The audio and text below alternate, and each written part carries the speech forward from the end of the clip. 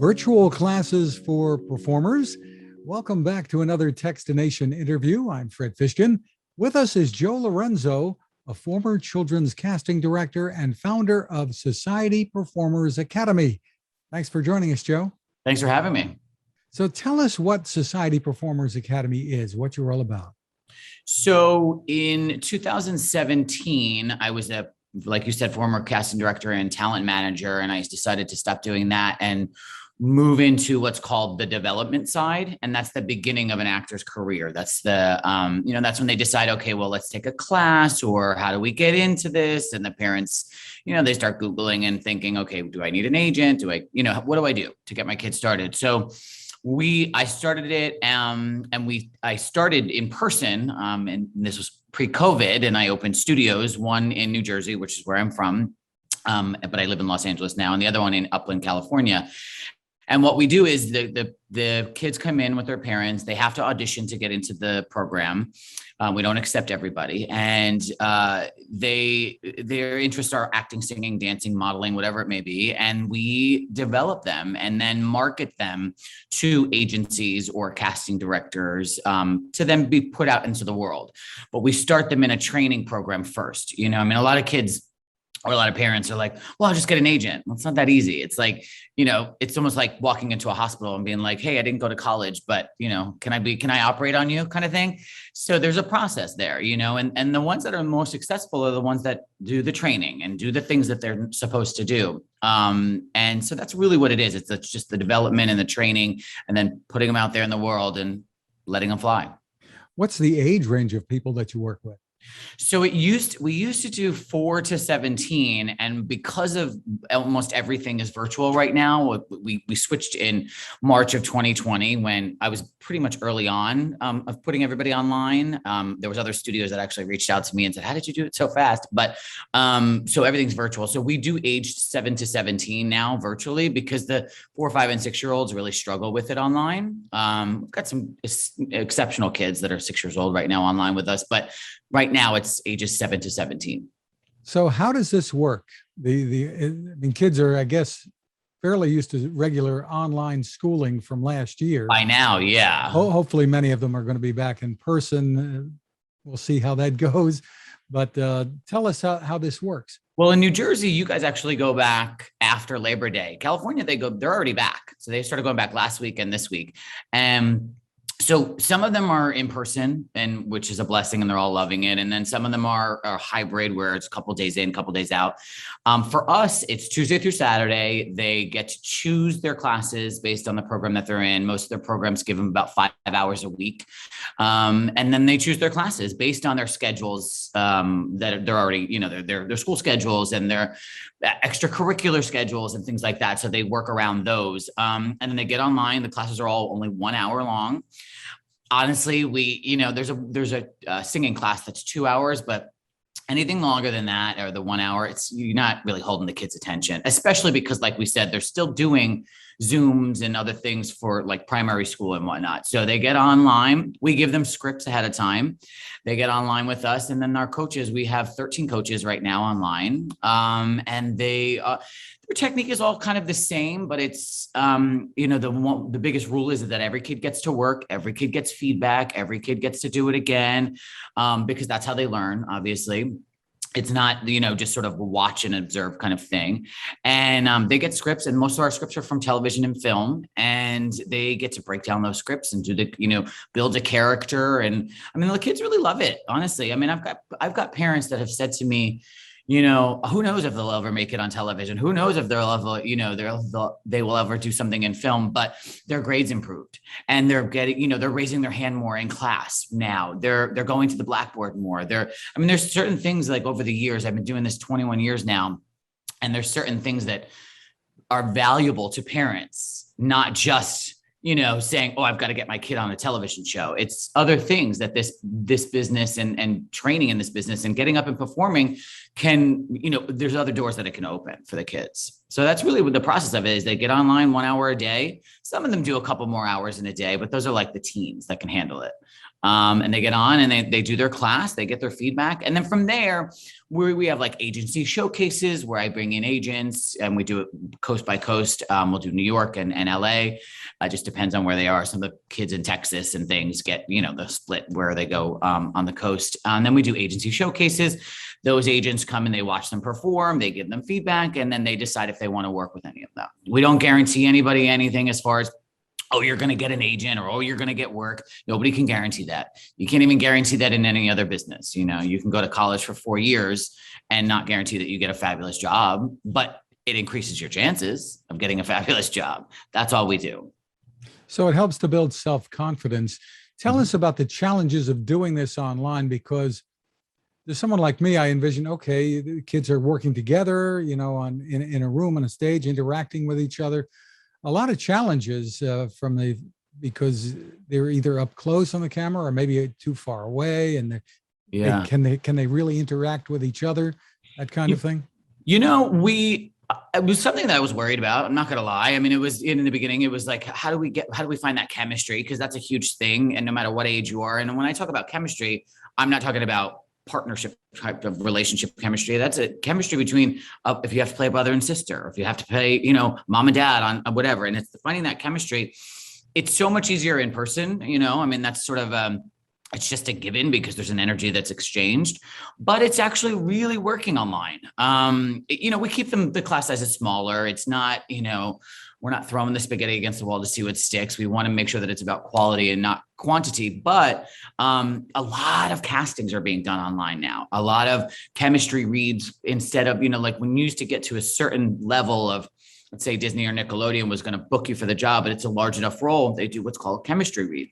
They'd bring you in with the other actor that they were considering for the other role and make sure that you guys have chemistry, because that's a thing in the entertainment industry anyway. It's like you could be on a show and then all of a sudden a guest star is coming in, and how does that guest star instantly have chemistry with that person who's been on the show for 10 years, right?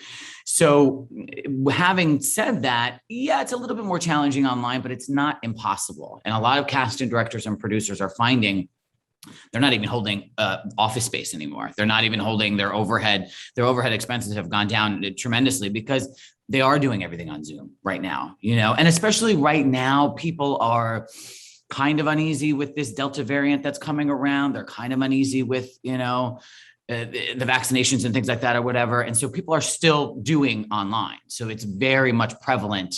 As much as everybody wants to get back to normal and be in person, which is, I think, what we're all working towards. My studios have kind of opened up a little bit in the last few months, maybe since May, but online is, I don't know. I really do think that it's the new wave because it's also created a space where casting directors can meet with somebody in Texas or Walla Walla, Washington, or Florida or whatever. You don't necessarily have to be right in Los Angeles or New York anymore. And it's opened up the pool of talent, really, that they can search, the entire nation and even Canada and things without having to actually be in that market in Los Angeles and New York, which is great. And I guess you can have students from anywhere as well. We do too, and we have them all over. We've got students to Hawaii and I've got a few from Canada. We try to stay right in the United States, but yeah, we have them coast to coast everywhere. Mm-hmm. Interesting thing in that creating content during the pandemic is obviously more difficult with people having to be cautious, et cetera, mm-hmm. and sometimes be quarantined for extended periods of time. At the same time, the demand for new content by the public at large, trying to find something new to watch, for instance, is almost out of control. People are desperate, asking each other, what have you seen that's any good? Yeah. Well, that was actually, it's interesting you say that, because in the beginning of it, I mean, I've been doing this a long time. So I have friends who are agents, producers, casting directors, whatever. And it was a thing like everyone's home at the beginning of the pandemic, everyone's home. The entertainment industry was shut down completely. Nothing was producing, nothing. And so they were sort of going into the vault of, well, what do we have? Because now everybody's at home. We've got a captive audience. but we can't produce new content. But what can we put out there? So that was a bit challenging. And then when they were able to go back, I mean, the entertainment industry was shut down for months on end. I mean, I don't know how many months it was, I think at least 4. And, as soon as the productions were given the green light to go back, there was a few, like The Flash went back quickly, and they shoot in Vancouver, Canada. But anyway, as soon as they were ready to go back, they shot episodes and content at a much more rapid speed because they were afraid, when is this going to get shut down again? When are we going to be in a situation where we can't produce again? So they shot content as quickly as possible. And right now, almost everything is back. Almost everything is producing. Almost everything is, you'll see a lot of new content coming up now in the fall season. So yeah, it was just a situation, like you said, the quarantining and the certain things. I think everybody's got it down to a science now, the testing and the studios now, which is a kind of a debate, and that's okay. Most of them are requiring vaccination status.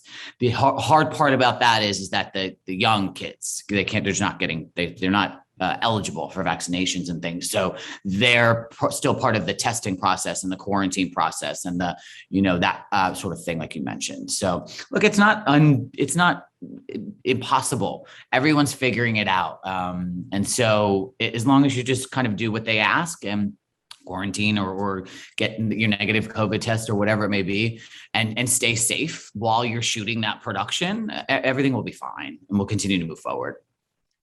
Do you anticipate staying online with at least part of the business? I'm not going to let that go. We actually really enjoy it. And some of my coaches, now are even in other markets. They moved out of Los Angeles. As we all know, there was a mass exodus from New York and Los Angeles and the expensive cities, because during COVID, when people weren't working or whatever, couldn't afford the rents. So they moved into other places, and we're absolutely 100% going to keep the online, because we created a nice little jewel box of something that people really enjoy. Their kids, look, yes, a lot of parents and kids really want to be back in person, but the person in Texas, or the person in New Mexico, or the person in where they wouldn't necessarily have access to the entertainment industry, now that they do with us, they love it. So no, it's not going away. No matter what, no matter how many in-person things I do, the online will stay. There are a lot of parents who dream of having their children on a TV show or in a movie or something, and a lot of kids too, I suppose. So what do you tell them? What do you look for? You said there's an audition process. Well, we could smell the parent that wants it, even online. We can smell that a mile away. When the parent wants it more than the kid, and that's not necessarily the person that we want to work with, because the kid's kind of going to be like, and not really want to do it. And if that's going to be the attitude that they're going to take, they're not going to be successful. And no matter what they do, if they don't want to do soccer and their kids, but dad did soccer, and so they're forcing them to do it, they're not going to excel at it because it's not something that they really want to do.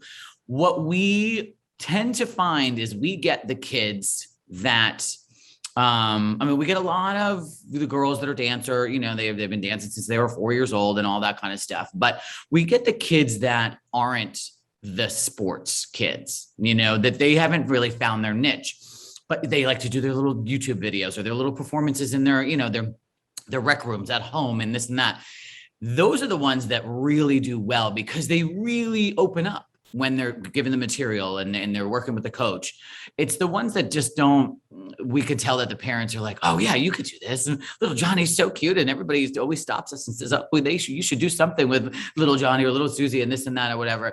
And little Johnny or little Susie does not want to be online or does not want to learn scripts or does not want to do any of this, but you could tell that it's the parents. So that's number one. That's the biggest thing that we look for.